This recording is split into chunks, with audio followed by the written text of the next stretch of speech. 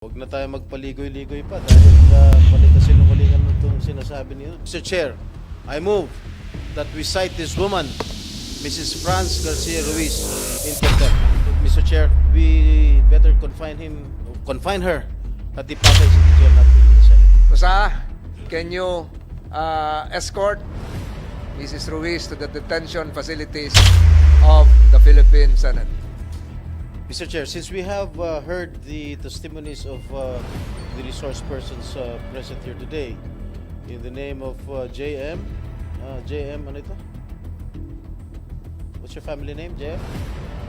Taroma, Patrick, Simbahon, and Dodong, alias Dodong. And there are a lot of witnesses who wants to come out and to testify against Ms. Franz. And those who are willing to testify wants to come out, like for example, itong si Pau Pau and the garbage collector.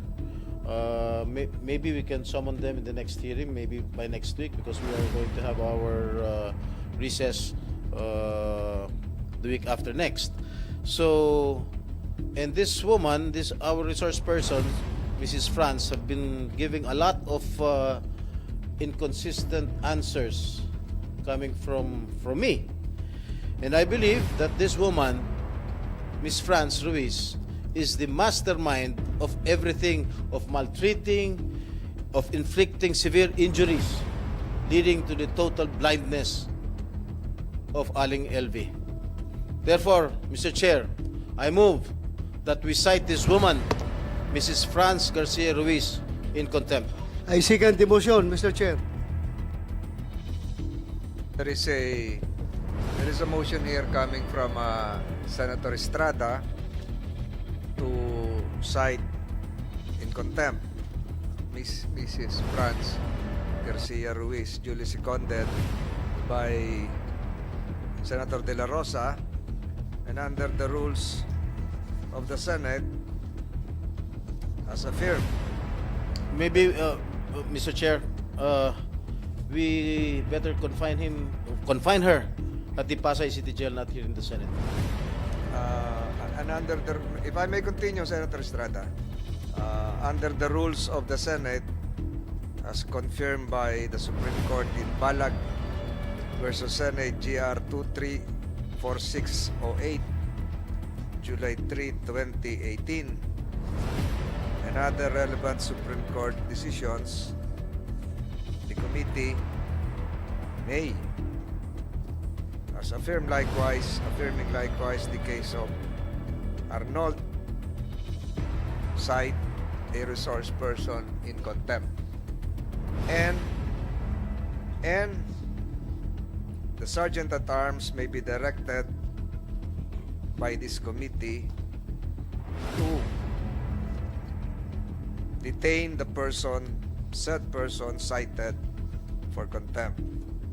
There is a subsequent motion, unless the first motion is amended by Senator Estrada, to transfer, to detain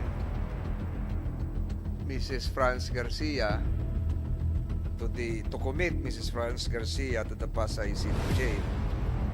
The chair would perhaps ask the movant to reconsider the Pasay City detention and instead commit said Mrs. Garcia to the Senate premises for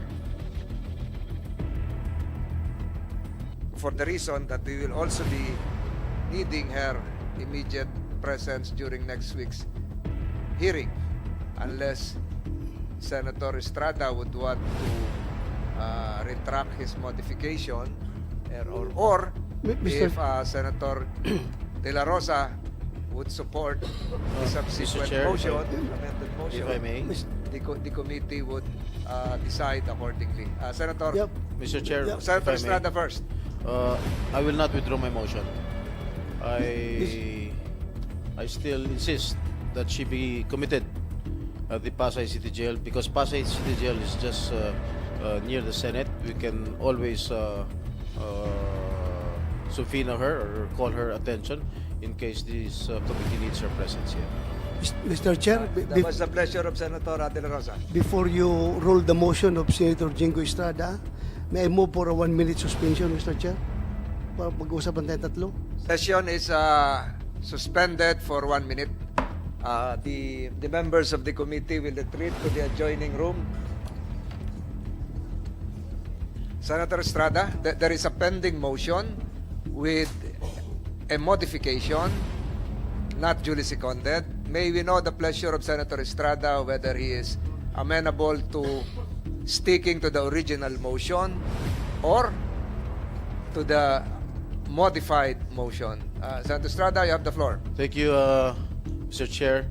Upon consultation with my colleagues, the chairman, Senator Tolentino, and Senator Bato del Rosa, I withdraw my second motion to commit her to the Pasay City Jail and instead commit her here in the Senate jail.